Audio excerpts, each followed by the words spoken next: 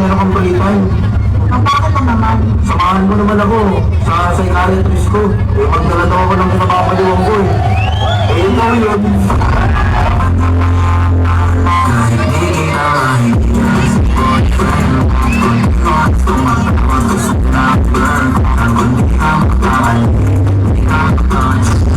Let's go! I don't give a fuck!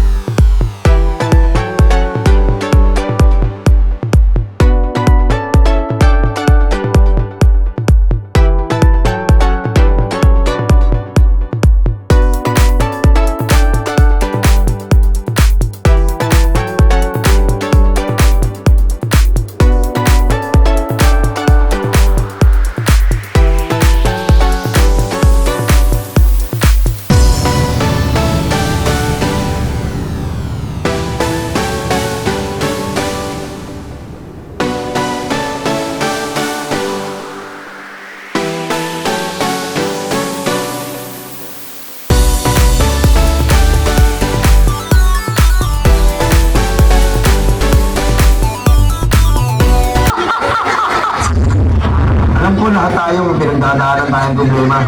Pagaling ka na lang magdala. Kaya kung may problema ka, maglo-ilo ka.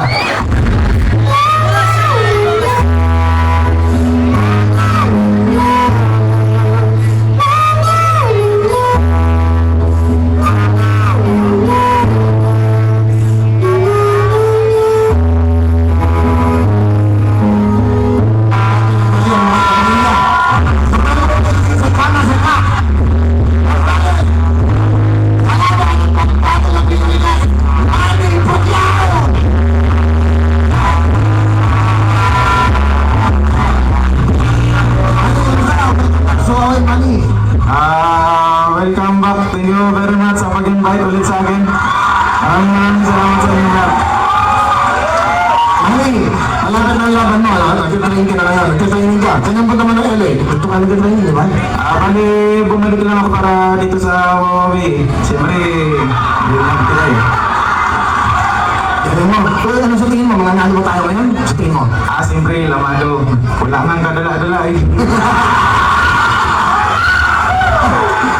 Okay. Ano, kailangan ba talagang bumusta ko na? Bumusta ko lahat ng kabuhayan ko para dyan. Lahat na. Ipusta nyo na. Pati nanay, tatay.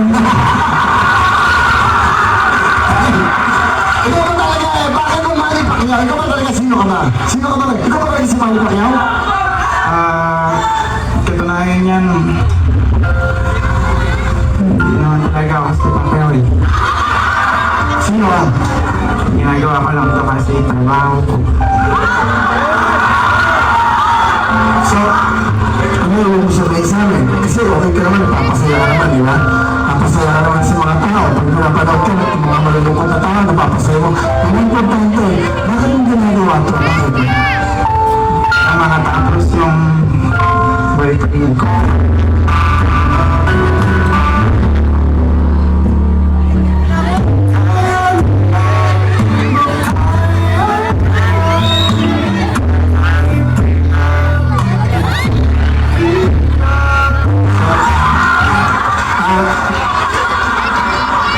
May boyfriend ka, Manny Pacquiao?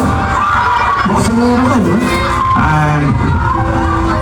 Hindi naman nga kasi Pacquiao eh. Sino ka ba talaga? Sino ka talaga? Bali, ako si nagmahal kasi ako. Gusto mo sabihin, ano gusto mo sabihin sa lalaki ni Manny mo? O sabi mo siya sa kanila? Kumapit ka sa kanila. Alam mo,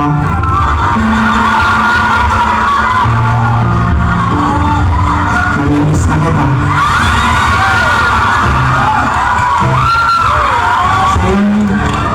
Sa yung lalaki yung turo sa akin kung paano magtipid sa buhay.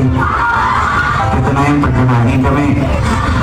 Ang ulam niya, pork chop. Sa akin, ketchup.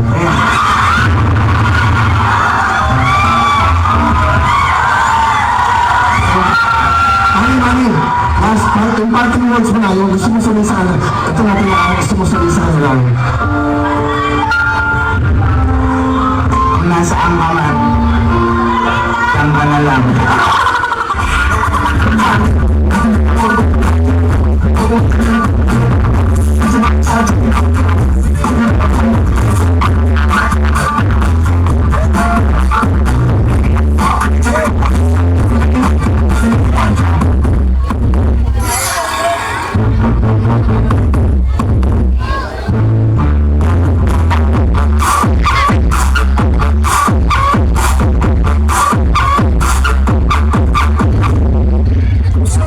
Noong 2013 at sobrang sikat ang taong ito dahil di umano siya ay pinaalis sa isang lugar dahil sa sobrang kagwapuhan. Totoo nga ba ito?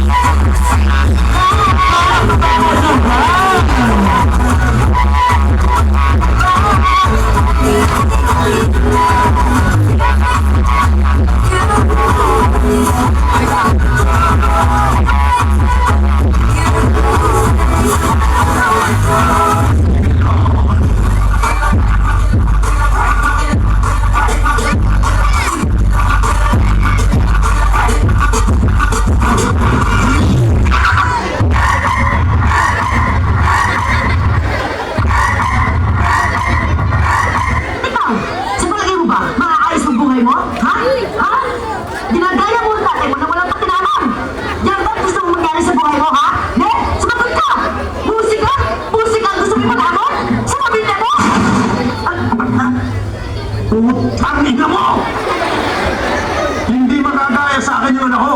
Dahil walang asawang katulad mo!